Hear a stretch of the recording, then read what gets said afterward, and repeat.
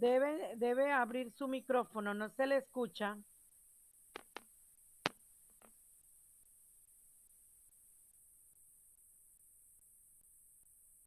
¿Escucha? ¿Ahora se escucha? ¿Estamos Ahora escuchando? sí se escucha, licenciado, sí se ¿Se escucha. escucha? Excelente. Iniciamos agradeciendo la generosidad de Ateneo Iberoamericano en su condición de organizador de este conversatorio en condiciones muy complejas para todo el mundo.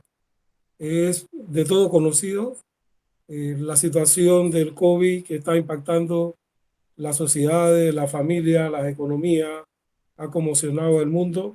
Sin embargo, abrir un espacio de reflexión en torno a un tema tan complejo como el tema de las pandillas y su conexión con el crimen organizado, guarda no solamente un espacio importante, sino también se hace necesario, toda vez que de forma simultánea al daño que está produciendo el COVID en nuestras sociedades, existe un mundo oscuro que no se ha detenido. De igual forma, quiero extender un saludo y consideraciones también de carácter solitario a aquellos que están participando de este conversatorio, porque estoy seguro que también han sido víctimas y han sufrido el dolor que ha producido en otras personas, conocidos, familias, de pronto vecinos, de estos dolorosos y difíciles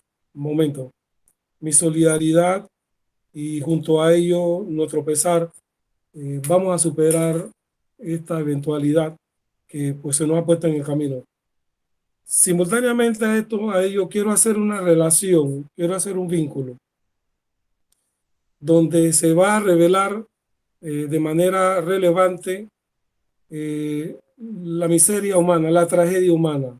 A pesar de este dolor, a pesar de estas circunstancias difíciles, la actividad pandilleril, desde la perspectiva y el conocimiento y el seguimiento que le damos en Panamá, no se ha detenido.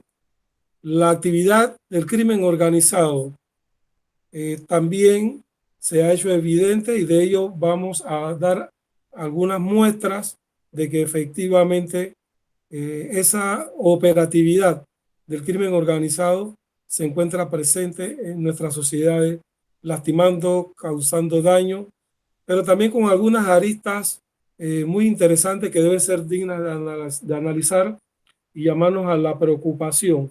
Sobre todo, abro un paréntesis a la capacidad de convocatoria, a la capacidad todavía de incidir en sectores de áreas de alto riesgo social y tomar en algunos casos cierto grado de liderazgo.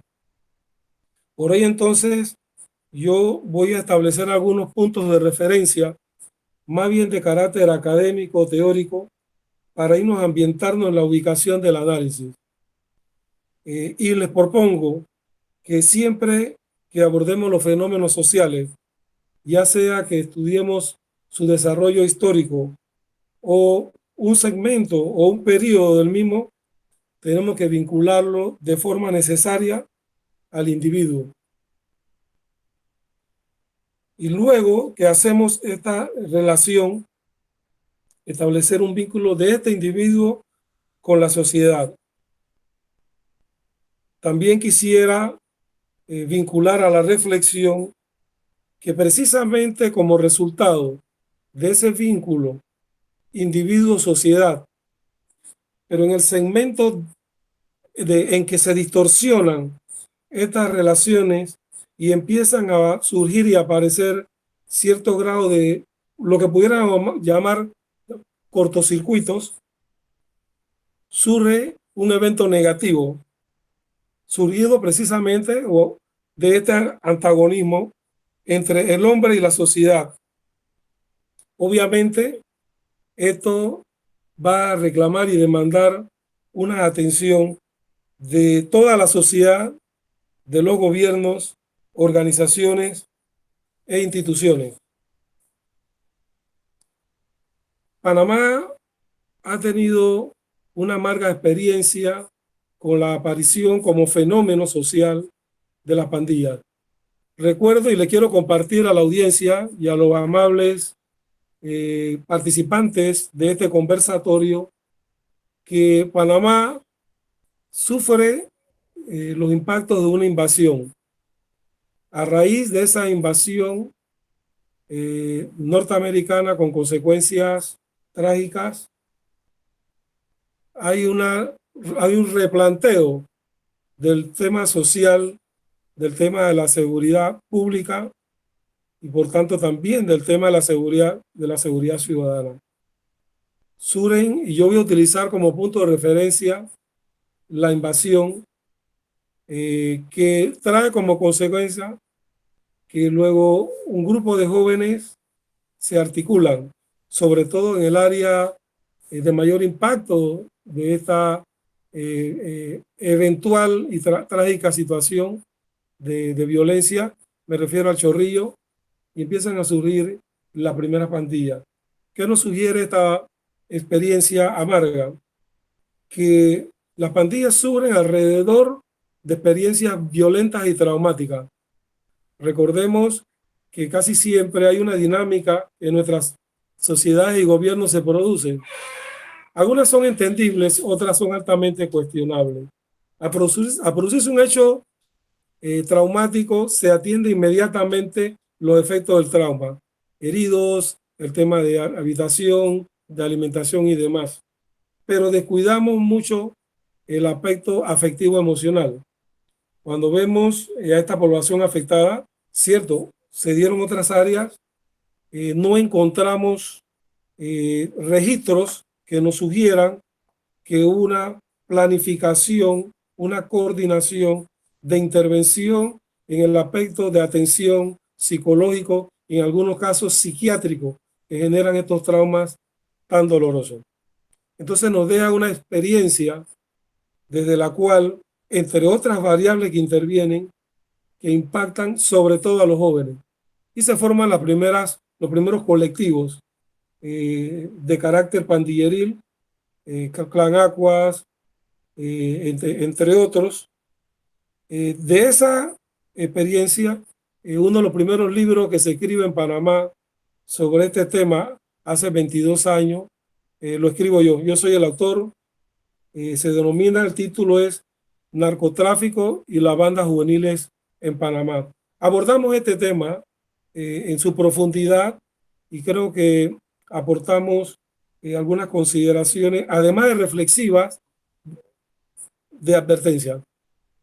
En ese entonces pudiéramos hablar de un número de pandillas que pudieran rondar entre las 5 y 10. Pero fíjense, y voy a hacer referencia cronológica a nuestros estudios en lo particular.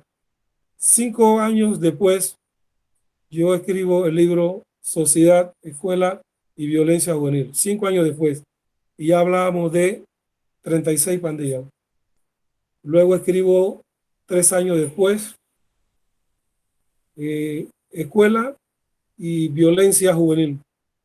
Y ya registrábamos 128 pandillas juveniles en todo el territorio nacional, con una estimación de aproximadamente unos 3.000 a 4.000 miembros. Mire el corto tiempo. Obviamente, eso nos indica que en algunos casos o bien subestimamos o desestimamos la capacidad de daño que podían hacer estas incipientes organizaciones criminales. Esto en cuanto a pandillas se refiere. Hoy en día voy a empezar a resumir. Nos encontramos con 2 bloques principales que ejercen y monopolizan la violencia en Panamá. Uno se gira alrededor de Bagdad, origen, el Chorrillo. El otro bloque, calor, epicentro, origen, el Chorrillo. Son los que en estos momentos se han articulado con el crimen organizado y han monopolizado las acciones de violencia, más las otras acciones alrededor de la criminalidad se están produciendo con los saldos diarios de muertes, de asesinatos y de inestabilidad social que lastima el bienestar de los ciudadanos. Esta vinculación con el crimen organizado, nosotros podíamos evaluarla como un proceso consecuente con la misma dinámica criminal a nivel global, entendiendo que la existencia del crimen organizado tenemos que ubicarla precisamente en un marco global, donde obviamente han aparecido amenazas de diversos índoles. Desafortunadamente, no solamente América Latina, sino el conjunto de la comunidad internacional ha sido y está siendo impactada por este fenómeno. Desde este punto de vista, obviamente se hace más complejo y difícil neutralizar su accionar, pero simultáneamente también nos advierte aquellos que bien o somos autoridad competente y tenemos que accionarnos en el tema, o bien estudiosos, trabajadores que tienen que ver con estos temas, también nos sugieren que deben haber acciones concertadas a nivel regional para que efectivamente hayan intervenciones más esperanzadoras. Yo pudiera quiero referirme adicionalmente al crimen organizado, en donde hay dos aspectos que se articulan y que deben ser también atendidos y tratados. Uno, el ejercicio del terror, la amenaza a través del uso de la fuerza. Este nivel de ejercer la violencia como un recurso para neutralizar y controlar fuerzas que se puedan oponer, ya sean de carácter gubernamental o de la propia naturaleza criminal, es evidente los niveles extraordinariamente brutales de ejercer la violencia, desde mutilaciones, por cierto, se hacen luego de algunas entrevistas, incluso que yo he podido compartir, se hace con la persona todavía con vida. Y también apreciamos incluso que en el ejercicio de esta acción, que también se vincula a alguna medida ceremonia en donde se muestra lealtad al núcleo pandilleril, en el actor se nota un grado hasta de satisfacción en el ejercicio de esta violencia. Aunamos a esto también otro componente que debe ser de preocupación y atención, que es sutil, pero que ya en nuestras Américas, en nuestros países, ya adquiere características y dimensiones de escándalo. Nos estamos refiriendo a la corrupción. En principio, podíamos tener la impresión, que yo la pongo en duda, la pongo en una balanza, de que los actos de corrupción y sobre todo aquellos que impactan o han impactado a los tomadores de decisiones a nivel gubernamental, a los que ejercen posiciones de gobierno, sean estas de carácter ejecutiva, legislativa, judicial, por un lado, y por otro lado, de elección popular, como alcaldes, representantes, diputados y demás, también, si bien es cierto, lo asociábamos a empresas que algunas de ellas o una de ellas ha sido muy sonada, ya eso pues ha sido muy publicitado. Pensábamos que se reducía a ese tipo de accionar, pero nos hemos encontrado en el terreno de trabajo de campo que la acción del crimen organizado recurre también a los medios de corrupción para penetrar organismos a nivel del aparato gubernamental de las instancias legislativas, incluso de aquellos que tienen que administrar justicia. De eso ha habido incluso algunos escritos, algunas denuncias, algunas advertencias al respecto. Esto nos indica que para el crimen organizado no hay límites cuando tiene propósitos y objetivos bien definidos. Ahora bien, nos encontramos en medio de pandemia. ¿Se ha detenido este accionar? Definitivamente no se ha detenido. Lo que ha ocurrido desde nuestro punto de vista, de nuestra experiencia y la información a la cual le damos seguimiento, es que han variado las áreas en las cuales ellos están interviniendo a través de de nuevas modalidades, pero reforzando áreas como la actividad del narcotráfico. De hecho, ya en lo que va del año, ya en Panamá estamos hablando de un decomiso de 50 toneladas de drogas, una cantidad importante, pero yo creo que nosotros podemos hacer un ejercicio. Esa es la cantidad decomisada. Hagamos entonces una ecuación imaginaria, pero estoy seguro que podemos llegar a alguna aproximación de cuánta droga ha transitado hacia su destino con éxito.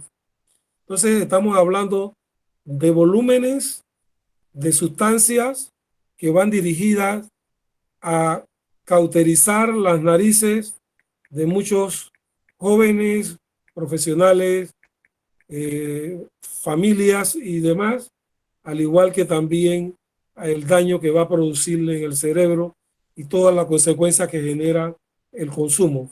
Pero adicionalmente a ello, también lo que genera en términos de ganancias económicas, que yo a veces prefiero, incluso cuando converso con periodistas, prefiero o le recomiendo o le sugiero que más que hablar de lo que representa un decomiso de droga en términos de dinero, que además el que lo escucha puede ser un estímulo, una llamada, una invitación. Mira, esto deja, aquí hay plata, aquí hay ganancia. Referirse a cuántos jóvenes se han salvado del consumo de ese volumen de sustancia y cuántos daños físico, ético, moral, psicológico pudo haber producido esa droga de haber llegado a su destino.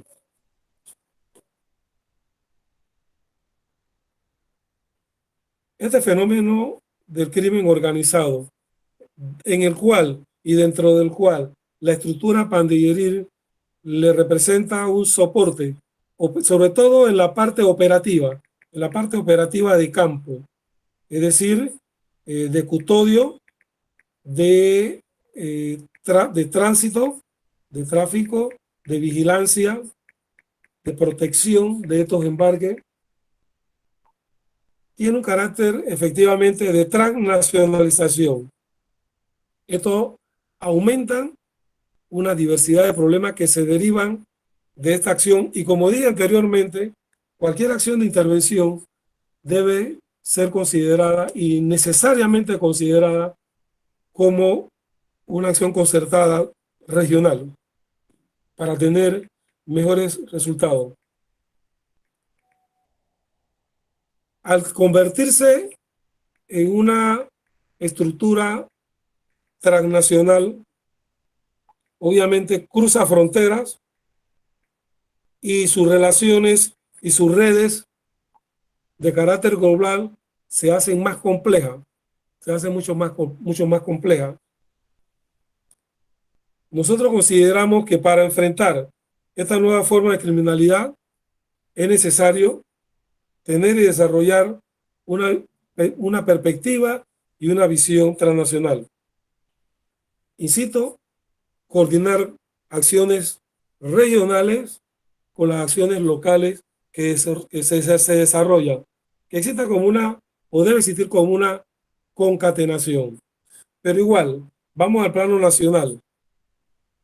En estos momentos, lo que ha prevalecido han sido algunas propuestas, porque tenemos ese déficit de la ausencia todavía de una política criminológica, resultado de un gran consenso nacional. Yo creo que hay otros países que este déficit lo tienen también vigente en sus países y que incluso hay evidencias que nos muestran que al cambiar gobierno, las primeras rocas en la construcción de estos proyectos de carácter criminológico en cuanto a su intervención se refiere, duran el tiempo que dura el gobierno.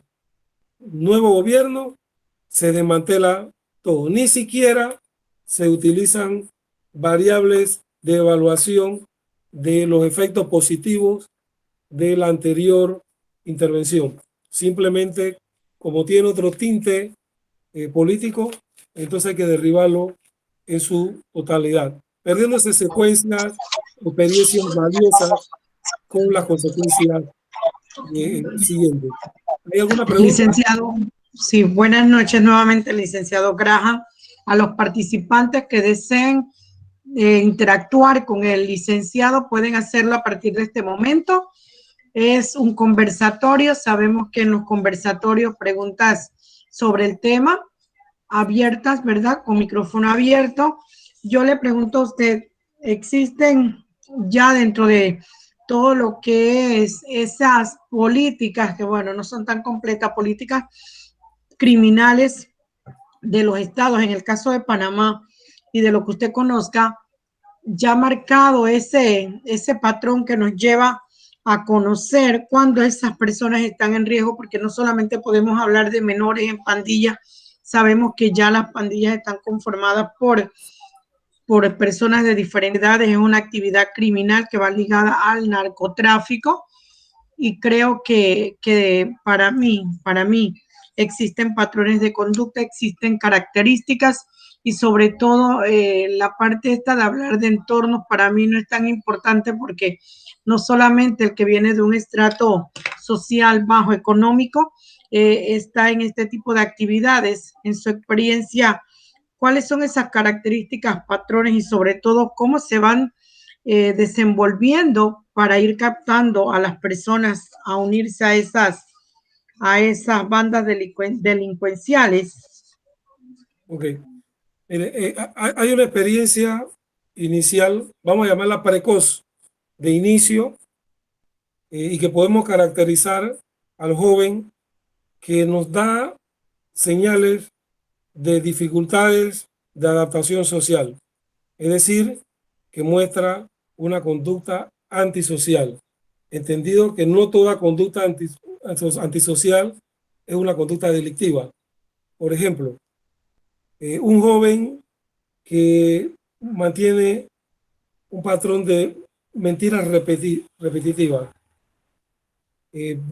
especialmente cruel con los animales, tiene dentro de su récord fugas y escapes de la escuela, ha sido o mantiene una conducta de violencia. Ya esos son señales que nos dice que hay dificultades de adaptación social.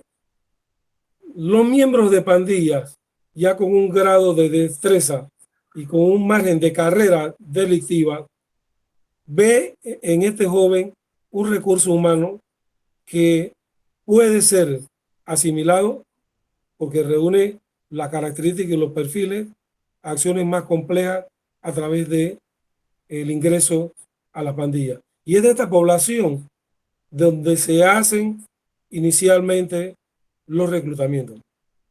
En el caso ya de la articulación en las pandillas, encontramos que ya este joven va a presentar un grado de autonomía.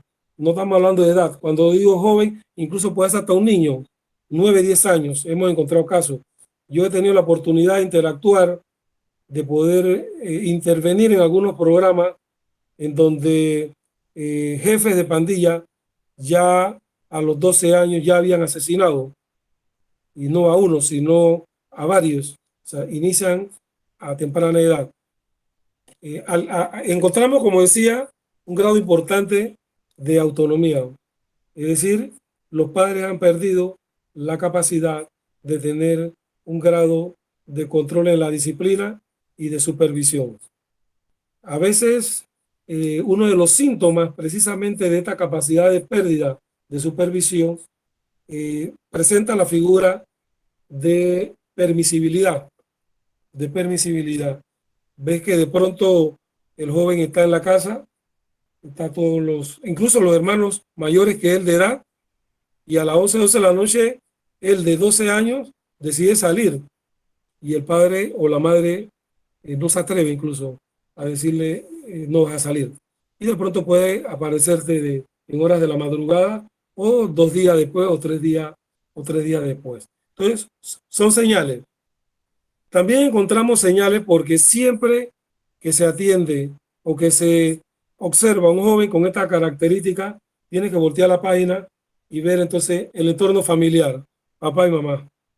Y vas a encontrar también algunas evidencias de desintegración familiar, disfunción familiar, violencia a lo interno del seno de esa familia, pobre supervisión, permisibilidad. En algunos de los padres o incluso en los dos padres, algún rastro de que han tenido contacto con drogas o se han dedicado a actividades ilícitas. De manera que las posibilidades de detectar siempre, como en cualquier guardada proporción enfermedad, se van a dar síntomas visibles.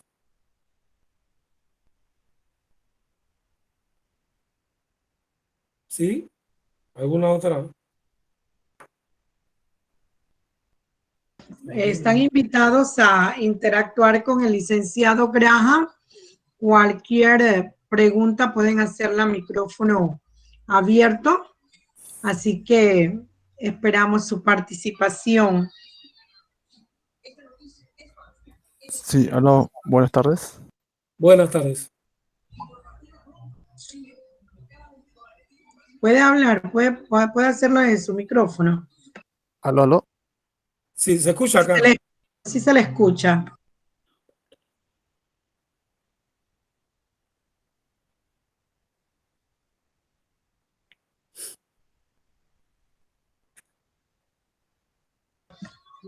Puede hablar. No sé cuál persona, qué persona. Aló, aló. Licenciado César, adelante, puede Sí, participar. licenciado, muy buenas tardes. Licenciado Alfredo Graman, mucho gusto. Igual, gracias. Una pregunta. Eh, ¿Cómo se podría detectar, por ejemplo,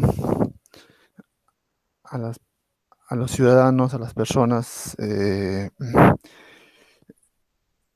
por las características, la conducta, porque una persona, unos jóvenes, unos 18 años, 20 años, claro que los psicólogos ya lo conocen, saben entonces las conductas, ¿por qué se tatúan? ¿Es algo que les nace de juego? ¿Es algo que les marca la vida en algo? ¿Una debilidad? ¿Una fortaleza? ¿O es algo que, no sé, los psicólogos saben?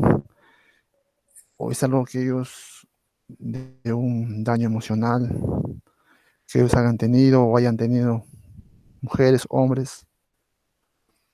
Y eso todo. Muchas gracias. ¿A qué se debe? Gracias. Bueno, mire, también el tema de los tatuajes ha evolucionado. Y yo voy a permitirme acá con el comité organizador de Ateneo Iberoamericano proporcionarle algún material de insumo bibliográfico, de entre los cuales voy a compartirle algunos tatuajes que en su momento se utilizaron. Por ejemplo, los perros de San Joaquín, los Tiny Toon, los niños de la tumba fría, entre otros. Les comenté que en un momento en Panamá llegaron a alcanzar las 126, 130 pandillas en todo el territorio. Originalmente formaba parte de una ceremonia. Recordemos que las pandillas son territoriales, marcan territorio.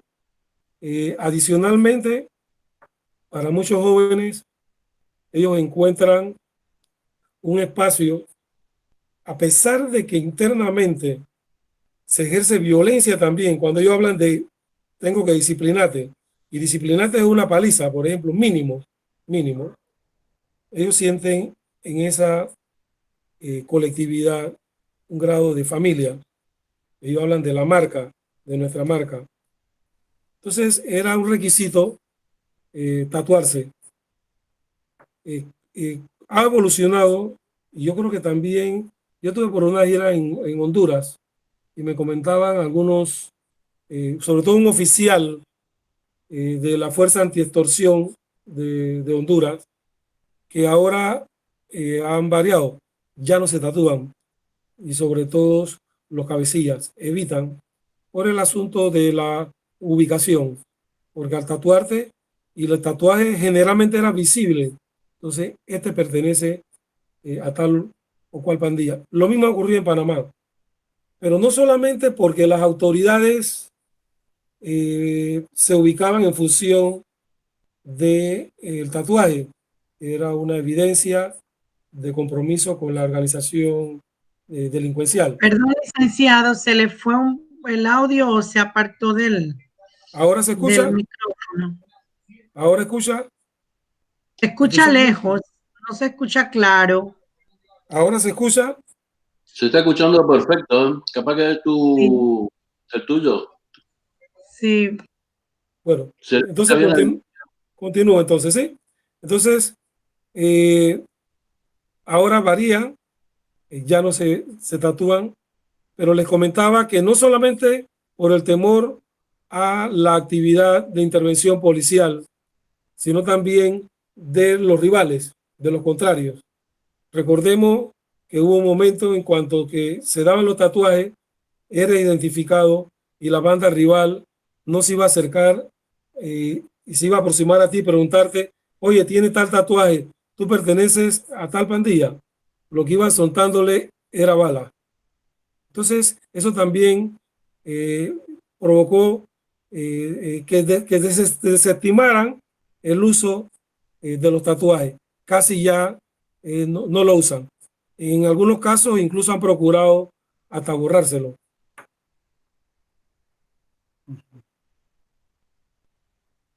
¿Sí?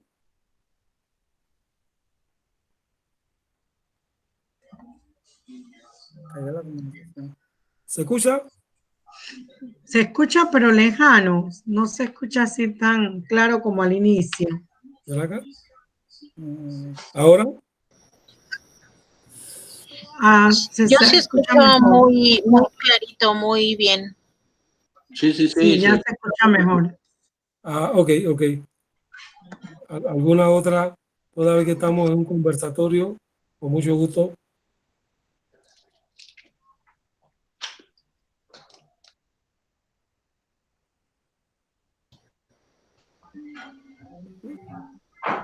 La moderadora, continúo. ¿Alguna otra pregunta?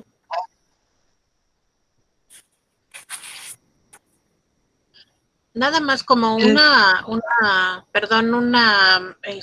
participación o una adición a esta parte de los tatuajes. En muchos de los, o sea, como que había que ver efectivamente esta parte de los orígenes, ¿no? De finalmente el núcleo de las familias en donde vienen estas chicas y chicos, ¿no? Adolescentes que se unen o niños desde muy tempranas edades a estos pues organizaciones delictivas o cómo los captan, ¿no? Y cómo es que precisamente por la circunstancia que probablemente se esté viviendo desde sus casas, es decir, desintegraciones familiares, situaciones de pues poco cuidado, poca presencia de las madres, los padres o personas adultas significativas, ¿no? y esta necesidad de pertenencia o de atención, ¿no? Que finalmente estos grupos delictivos, pues con otras finalidades y perfectamente planeada su situación, pues captan, o sea, saben este tipo de necesidades y entonces pueden captar a estas chicas y chicos, ¿no? Para obviamente sus fines y ahorita como de repente está ocurriendo recientemente en México, pues ha habido, pues se detectan personas de edades muy tempranas, adolescentes, pues ya muertos, mutilados y demás, ¿no? Y que bueno, se está apenas en investigación, pero pues aparentemente tienen tintes, ¿no? De que en algún momento fueron captados por el crimen organizado y fueron utilizados en uno o no sé cuántos momentos para poder pues utilizarlos, ¿no? Y finalmente por alguna situación abatirlos o desecharlos o matarlos. Es muy lamentable esta situación. Entonces, o sea, este tipo de circunstancias que ocurre en las al interior de las familias o en lo más interno de las sociedades, ¿no? Y por estos vacíos que existen por diversas razones, están como que generándose una huida o un escape de muchas de las situaciones que seguramente viven estas chicas y chicos por sí, para tratar de huir quizá o tratar de unirse o pertenecer o algo, y pues esto quizá los lleva no solamente pues a realizar ciertas conductas que probablemente en su vida hubieran pensado, ¿no? Realizar, y bueno, los llevan en muchos momentos a incluso perder la vida, ¿no? No sé si haya algo, si pudiera abundar, maestro Olmedo, por favor. Puede ser Olmedo ahí.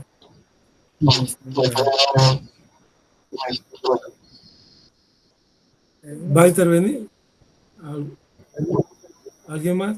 Porque quería referirme a las reflexiones que acabamos de compartir. ¿Se escucha? Sí, licenciado, se escucha perfectamente. Sí, mire. Sí, maestro, sí se escucha. Sí, mire, yo quería referirme a la que nos compartió, la compañera que nos compartió hace un rato, el tema de familia. Es que también el tema tenemos que analizarlo con mucho cuidado, mucha preocupación, porque la pandemia nos ha dado, la pandemia COVID nos ha dado muchas lecciones, mucho material para estudiar en cuanto a familia se refiere, aspectos de carácter conductual, comportamiento social, edificante y demás. De acuerdo a la experiencia, y tenemos las cifras aquí también, que también se las vamos a hacer llegar, uno de los problemas que han concurrido en los hogares es que se ha disparado la violencia intrafamiliar. En medio de la tragedia COVID, en donde se supone que la familia debiera abrazarse, digo, aquella que ya pues, se encuentra en una condición saludable, porque el distanciamiento todavía se recomienda y demás, pero ese fenómeno de familia, protegernos todos en la buena y en la mala, está dando muestra de un grado de vulnerabilidad significativo, preocupante.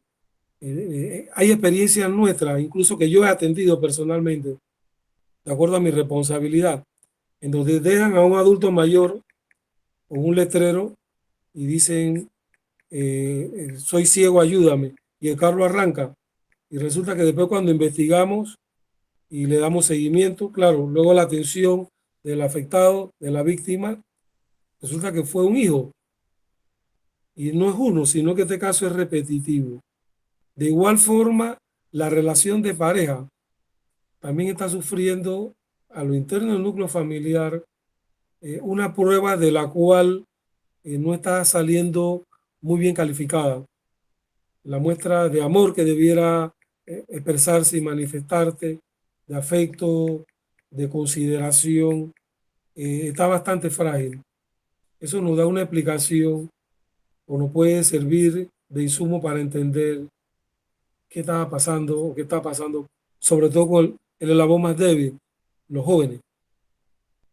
Pero adicionalmente a esto, también encontramos que frente a la eventualidad que estamos viviendo, hay como una dispersión de tal manera que hasta nos cuesta, a pesar de que estamos en la misma casa o en la misma habitación, hasta la comunicación.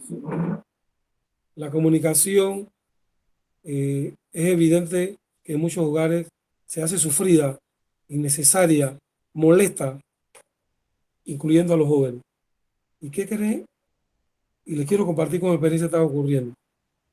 Los jóvenes entonces se van a la tecnología, utilizan las redes a través de celulares y hay un fenómeno que no sé si está pasando en sus países, pero acá sí está ocurriendo y yo he venido atendiendo estos casos en donde un joven, por ejemplo, de 13 años, nos comunica que él tiene deseo de matar a la mamá, al papá y al hijo y al hermano mayor. ¿Y de dónde sale esto? Forma parte de una red que se conectó a través de medios tecnológicos y cuando él expresa, obviamente uno ve su expresión facial, busca coherencia en lo que él expresa, ve que hay una determinación, muy joven, precoz, pero se ve en él una decisión ya definida, debo hacerlo y además es necesario, lo ve como necesario. Entonces todas estas situaciones se están dando al interno de los hogares. Entonces podemos pensar y dimensionar lo que puede estar ocurriendo con las capacidades organizativas y operativas de las pandillas juveniles, que son las que en las comunidades tienen todavía una fuerza importante, una presencia importante y un acceso a las comunidades. Abro un paréntesis también y quiero subrayarlo. Por ejemplo, algunas protestas que en mi país se daban, era visible algunos rostros pues conocemos que han sido integrados a programas, por ejemplo, Barrio Seguro, que se trabajaba con las pandillas y lideraban la protesta por comida, por insumos y demás. Y también me llegó desde Honduras, a través de un oficial de la Fuerza Antimaras, un video en donde en El Salvador habían grupos de Mara distribuyendo bolsas de alimentos, liderando la acción que en principio debiera ser administrada, coordinada por el organismo gubernamental, entendemos, en colaboración o coordinación también con algunas fuerzas vivas de la comunidad, iglesias, ONGs y demás. Pero nunca podíamos nosotros imaginarnos tener previsto, observado la presencia de esta experiencia y la comunidad respondiendo favorablemente, claro, en condiciones de necesidad y demás. Pero eso es preocupante. ¿Por qué? Porque con ello muestran un grado de incidencia, un grado de articulación social con una comunidad que está fragmentada y que además está seriamente lesionada en sus valores, que yo insisto, no es que se han perdido los valores, sino que muchas familias y comunidades han dejado de vivir en valores. Bueno, de eso también se aprovechan las pandillas y por tanto se beneficia el crimen organizado. Y esto nos debe llamar a la reflexión y a la preocupación.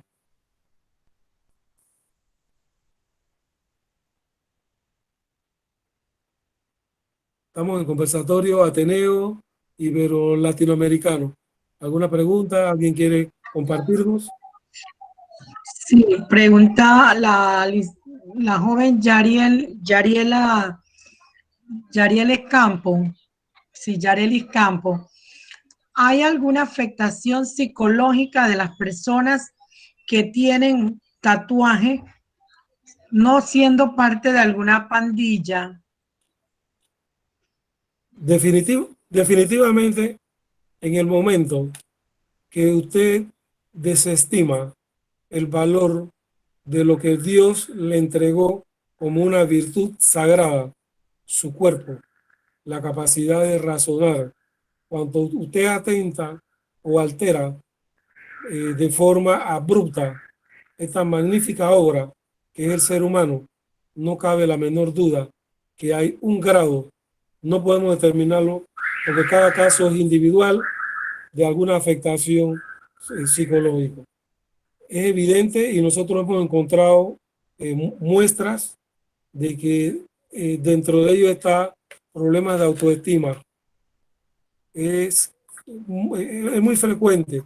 Hemos encontrado esta variable de dificultades en cuanto a la autoestima. Y la autoestima se puede sintetizar como una desestimación de lo que yo represento en este mundo, en esta creación divina, independientemente de mi color, de mi condición social o cuánto pueda o no tener en el banco.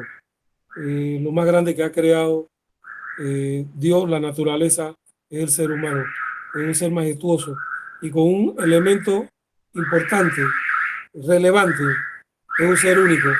Cada uno de nosotros somos seres únicos, irrepetibles. Nadie será igual a nosotros, ni habrá una creación igual a cada uno de nosotros. Por tanto, lo menos que yo pudiera hacer conmigo mismo es cuidar esto que soy yo, una creación divina. Entonces, sí, efectivamente, va a haber muestras y existen muestras de alteraciones de carácter psicológica. Y cuidado, que también de algunas manifestaciones psicopatológicas. Licenciado, ¿qué características o, cómo decirle, qué patrones de conducta tienen las personas que están dentro de las pandillas? Porque sabemos que existen ritos de iniciación que son exigibles, por eso se escucha niños de 12, 10 años asesinando a otro. De igual manera, existe un fenómeno en este momento a nivel mundial. Si nos vamos a Honduras, en las maras, en El Salvador y hasta aquí mismo en nuestro país, que se está dando mucho ahora la inserción de mujeres en las pandillas. Se habla de que muchas veces se insertan porque son novias de un pandillero de forma voluntaria y que son opciones que de repente toman para tener mejores ingresos o que las captan por redes sociales. Este es un flagelo que tiene muchas aristas, muchos efectos colaterales, tanto de ida o de venida, ¿verdad? Como ingreso, cómo me captan, pero también los medios y los mecanismos que utilizan. ¿Cree usted que las razones en este momento económicas, no hoy por la COVID, sino desde tiempo atrás, está influyendo para que las mujeres también sean parte de pandillas? Y esos ritos tan horribles, por usar esa palabra que utilizan y que los menores los ven con agrado, también será parte de afectaciones, de llamado de atención hacia la sociedad misma como tal, o simplemente porque les gustó, pues yo entro y simplemente allí me aceptan, pues. Pero voy a dividirlo en dos partes. Primero con las damas. Lamentablemente, nuestra sociedad, todavía una parte importante de ella no ha superado algunos conceptos y algunas consideraciones anacrónicas de que la mujer ideal es la que guarda silencio, la que hace todos los oficios y que de paso debe aguantar algunos golpecitos cuando el varón está malhumorado o la comida está muy fría. En el ámbito pandilleril, la mujer siempre ha tenido un papel, pero no relevante, no relevante. ha sido también utilizada, victimizada. Por ejemplo, un jefe de pandilla o un miembro de pandilla difícilmente va a tener una sola mujer. Generalmente tiene varias y a cada una le va a asignar tareas distintas, de custodia de armas, custodia de droga, pasar información, introducir objetos o sustancias a la cárcel. Generalmente la articula. La violencia se hace presente, el temor, el terror se hace presente. Y ella debe aceptar que se puede producir una relación conyugal de varias actoras donde ella forma parte de ese círculo de dominio de ese miembro de pandilla. Recientemente se estaban produciendo algunas confrontaciones y ese fenómeno o ese evento habría que estudiarlo de alto nivel, en alto nivel de los jefes de pandilla, de abusar, utilizar a la mujer de otro miembro de pandilla. Esto no era algo muy común.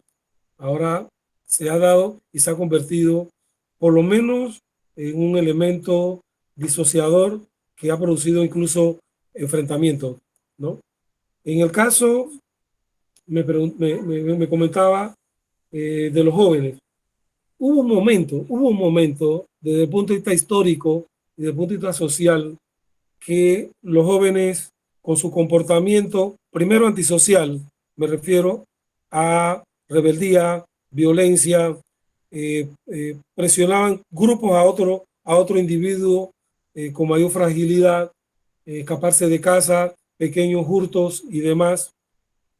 Era la manifestación de una forma de llamar la atención. Y que muchos, incluso padres de familia, incluso estudiosos, lo definían como una forma normal de comportamiento de los jóvenes a temprana edad. Y muchos incluso decían, hasta yo lo hice. Yo en un momento mentí, yo en un momento hurté, yo en un momento ejercí violencia. Sin embargo, a darse una combinación de pandilla con un elevado nivel de sofisticación y su vinculación con el crimen organizado, ese espacio se reduce. ¿Y por qué se reduce? Porque esos jóvenes con esa característica son captados prácticamente inmediatamente. Y si no son captados, lo neutralizan. O te suma, te reta, o te queda quieto. Generalmente son sumados. Entonces, ha dejado de ser un comportamiento, entre comillas, normal, entre comillas, habitual, de un joven para llamar la atención, de un joven que expresa rebeldía o insatisfacción, a convertirse en un estilo de vida. Es ahí donde está el peligro, ahí donde encontramos los grandes riesgos. Y existe la oferta, existe el crimen organizado con una estructura, con poder económico que le va a poder proporcionar algunos medios para cumplir ese sueño idealizante que las sociedades, porque también tenemos culpa como sociedad, nuestras sociedades promueven el individualismo mezquino. En nuestras sociedades promueven que tú vales de acuerdo a lo que tienes en el bolsillo. No te importa con lo demás, preocúpate por ti. No hagas nada gratis. Si no hay plata de por medio, ni siquiera compartas una manifestación de afecto hacia tu semejante. Es más, ya le estamos poniendo precio hasta la amistad. Soy amigo de esta persona porque tiene algo material que a mí me produce satisfacción y ventaja y me conviene estar. Entonces, la sociedad también tiene responsabilidad en crear, porque la sociedad es la que lo crea. Ellos no vienen de Marte, este prototipo de joven. Cuando yo escribí Sociedad de Escuela y Violencia Juvenil, todavía en Panamá no se conocía la experiencia del sicariato. Y ya lo habíamos advertido, un tanto estudiando la experiencia de las pandillas de Medellín. Y señalábamos en ese libro, por algunas señales que ya se estaban dando en nuestra sociedad, que era evidente en la incursión de la variante criminal del sicariato. Y muchos me tildaron de ciencia ficción. Este está viviendo un sueño de terror, pero después la práctica nos demostró que jóvenes de 12 años y 13 años ya tenían en su haber no una ni dos, sino hasta 5 y 10 asesinatos.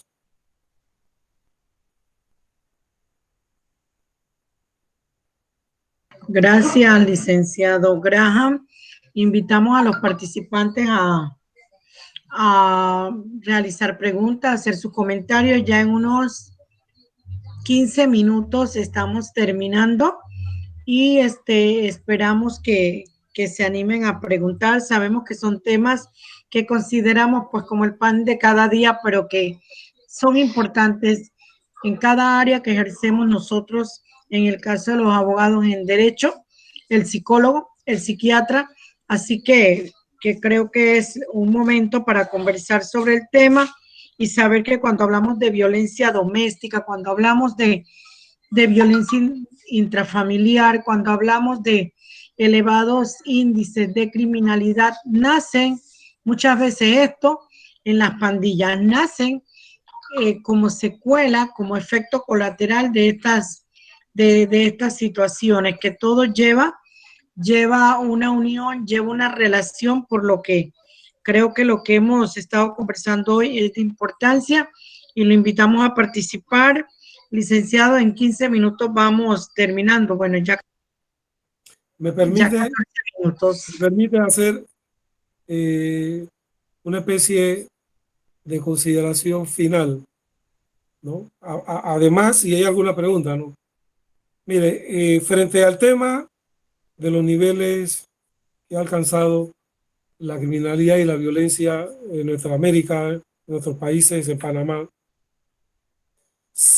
ha prevalecido y sigue prevaleciendo el criterio cerrado, sectario, de ser unilateral, de fórmulas mágicas, no entendiendo que la criminalidad y la violencia tienen factores multicausales. Por tanto, la intervención debe ser diversificada en cuanto a los actores y en cuanto a los especialistas, que en ese sentido deben acompañar los procesos. Hablo de procesos porque estos temas, estos traumas sociales, se van a resolver o deben resolverse de forma gradual. No existen fórmulas mágicas. ¿Y qué encontramos? Gobierno que sube, nos habla de mano dura. El otro, mano súper dura. Y el otro no sé qué más duro viene. Y no solo eso, sino que por alguna razón, por alguna explicación que yo no entendería, le ponen hasta fecha.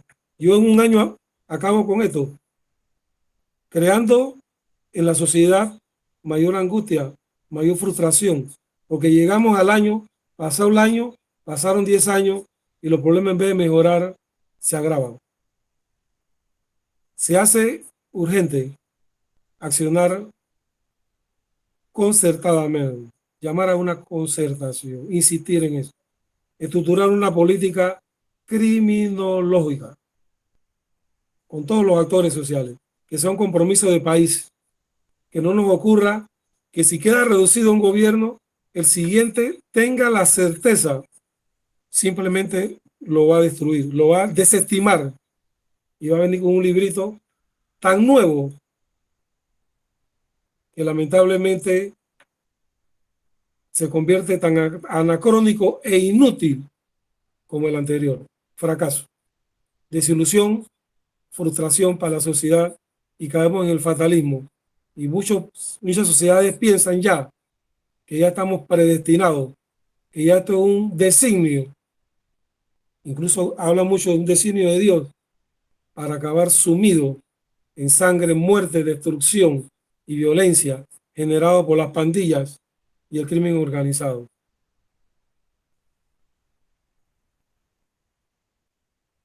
Buenas noches, licenciado. Le Buenas hablo noches. Bueno, me habla el profesor Luis Segovia de Argentina.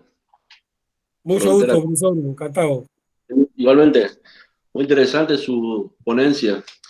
Vi que ocupó varios lugares estratégicos, digamos, como ser la dirección de la seguridad ciudadana dentro del municipio y luego dentro de otras ONG dentro de su país. En eso, materia de desarrollo, de investigación, de su punto de vista, en procura, ahora en una política de solución, porque hasta ahora vimos soluciones diagnósticos particulares en torno de valores de familia, en torno del chico, del adolescente y los menores, por supuesto. Una perfecta radiografía y perfilamiento, digamos, del chico de la pandilla.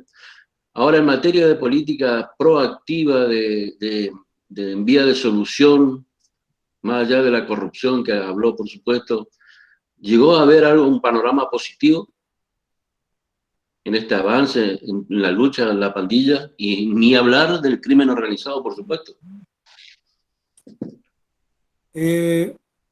Estimado hermano argentino, debo compartirle lo siguiente. Precisamente en los próximos días se va a presentar mi libro número 10, Seguridad Ciudadana y Exclusión Social. Ahí me refiero precisamente a hacer un balance, una relación de indicadores en cuanto a la materia específica de seguridad ciudadana se refiere, pero además insistir en la acción local. La acción local, porque yo todavía soy el director, actualmente soy el director de seguridad ciudadana de la municipalidad de La Chorrera, una de las más pobladas y la más grande del país.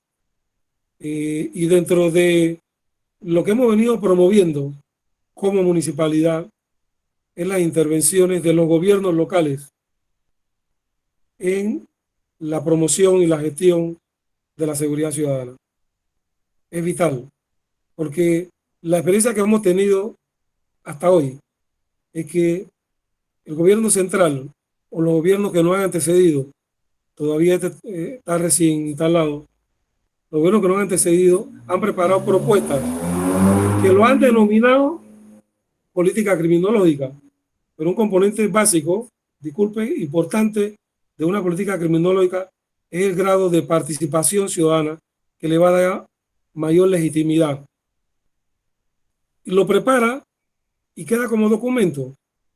Y yo creo que si hay alguien que le saca algún provecho, y disculpe que sea sarcástico, son los archivos, donde queda consumiendo polvo, y olvido y demás. Pero como no existe una gestión local, me refiero, la estructura nuestra acá de gobierno local, está la municipalidad, están las juntas comunales y están las juntas locales.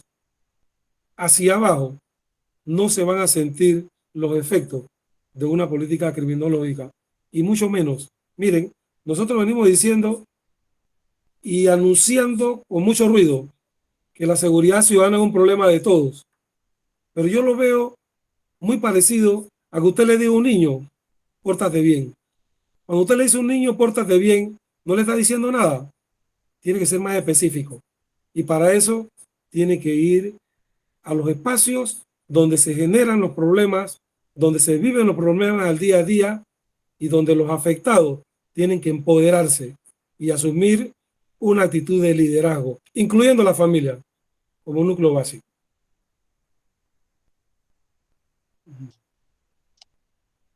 Perfecto, muchas gracias. Muy claro y sencillo. Me parece muy buen diagnóstico el hecho de empezar como muestra de su municipio. Ojalá que tenga resultados positivos y de esa manera, como usted dijo, no queden meramente archivos y pueda replicarse para arriba y para abajo. Y también haciendo un estudio para los demás países que lo vamos mirando, porque esa problemática sabemos que se hace eco en los demás países de América, así que Vamos a estar atentos y bien sea, sigamos participando en estos espacios, como ahora como el Congreso que se viene, y vamos a ver qué política criminológica, como bien usted lo dice, podemos replicar en todo el iberoamericano. Muchas gracias. Gracias a usted y sus buenos deseos. Licenciado Gracias, Brahman. licenciado Andrés, por su participación. Es muy importante que cuando Una estamos pregunta. participando en los cafés, ¿verdad? Compartamos nuestras experiencias, la oportunidad que tenemos de abordar los temas.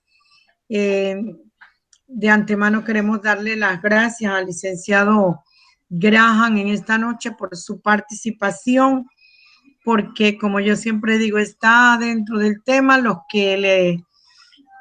que desean aprender, los que desean interactuar, pero sobre todo adquirir conocimientos. Le damos ya 10 minutos para terminar y le agradecemos la participación a todos los que están en esta noche en la sala, recordándoles que vamos rumbo al evento Cumbre del Ateneo del 2020, que es el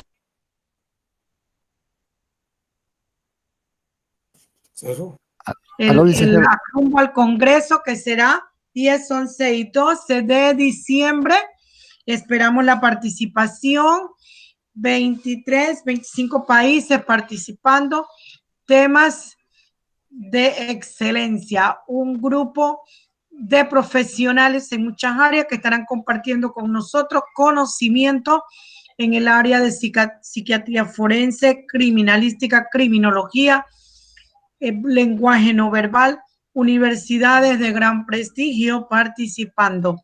Así que los esperamos el 10, 11 y 12 de diciembre. Adelante, licenciado, ya pues 8 minutitos para terminar. Licenciado Graham. Sí, hay preguntas. Una preguntita, por favor. Sí, a ver. Sí, una preguntita. Yo quisiera saber por qué un niño o un joven o un mayor adulto o un niño se cortan las manos. ¿A quién se debe? Y la otra sería, una persona, un menor de edad, 18, 20 años, ¿puede dejar el consumo de marihuana? ¿O ya eso ya no tiene cura? Gracias. Bueno, vamos a empezar con el tema de la marihuana, porque en Panamá hay un gran debate sobre la legalidad, la legalización del uso de la cannabis, de la marihuana, con fines terapéuticos. Definitivamente, el consumo de marihuana, por los efectos que este puede producir psicológicamente y físicamente, el tratamiento de intervención terapéutica tiene una mayor esperanza y posibilidad de éxito. Nosotros acá, como experiencia de la municipalidad y la que he tenido en otras municipalidades donde he asumido responsabilidades, hemos venido complementando y trabajando mucho con las comunidades terapéuticas, que también, junto a la ciencia, han permitido cerrar un esfuerzo para restaurar a estos jóvenes o adultos, incluso que consumen, donde van a haber y va a existir mayor pronóstico lamentable, ya sería en el consumo de piedra o pasta básica de cocaína. La otra pregunta estaba asociada el tema de por qué los adolescentes se cortan las venas. Las manos. Sí, las manos. Y a veces tienen hasta 20, 15 laceraciones. Hay diversas causas, razones, orientaciones. Hay incluso sectas satánicas en donde encontramos muestras de estos rituales. Ya le estuve compartiendo que atendí a un joven que ya ahora tengo como 4 más en lista, que su vinculación con una red internacional a través de medios tecnológicos promueve la satisfacción por el dolor y la sangre, y lo lleva incluso, como él lo ha expresado, que él quiere matar a su mamá, a su papá y a su hermano mayor. Y eso pues, porque él le atrae la sangre, le atrae la sangre. Por otro lado, hay personas, incluso le estoy hablando de algunos que yo he atendido, y esta muy recientemente, que es consumidora de droga, y por ejemplo desde la cárcel, para llamar la atención o como resultado de que deseaba salir o que le consiguieran algo, ella se producía una herida. Y como esta conducta era recurrente, obviamente va a tener varias heridas en el brazo. Lo otro, en algunas pandillas o miembros de pandillas, es la expresión también de una especie de hombría, de muestra de que no le tengo temor al dolor ni a la sangre, por tanto, crear un efecto psicológico de miedo. Si él es capaz de hacerse esto, créame que lo que él dice que le va a hacer a los demás va a ser cierto. Entonces vamos a encontrar diversas rutas, diversas versiones, diversos individuos con... Me tocaron la campanita. Ya terminó, ¿verdad? Sí, bueno, ya agotado el tiempo, ¿verdad? Que tenemos destinado para los cafés, queremos agradecerle a todos los participantes su presencia, agradecerle al licenciado Alfredo Graham su participación, que ha sido muy fructífera, esperando pues que nos haga llegar el material prometido para las personas que han ingresado con el deseo de obtener la grabación, el certificado y el material de apoyo. Agradecemos en nombre del Ateneo Ibero Latinoamericano su participación, esperando tenerlo otra vez con nosotros en futuros eventos, porque por este año lo que nos queda es de café, ya con cerramos y viene el Congreso. Así que esperamos a todos los participantes verlos allí presentes, y al licenciado Graham, gracias por su participación nuevamente. Los esperamos en nuestra próxima conferencia y en el Congreso. Muchas gracias a todos. Saludos cordiales, que tengan muy buenas noches. 2 minutitos para despedirse, licenciado.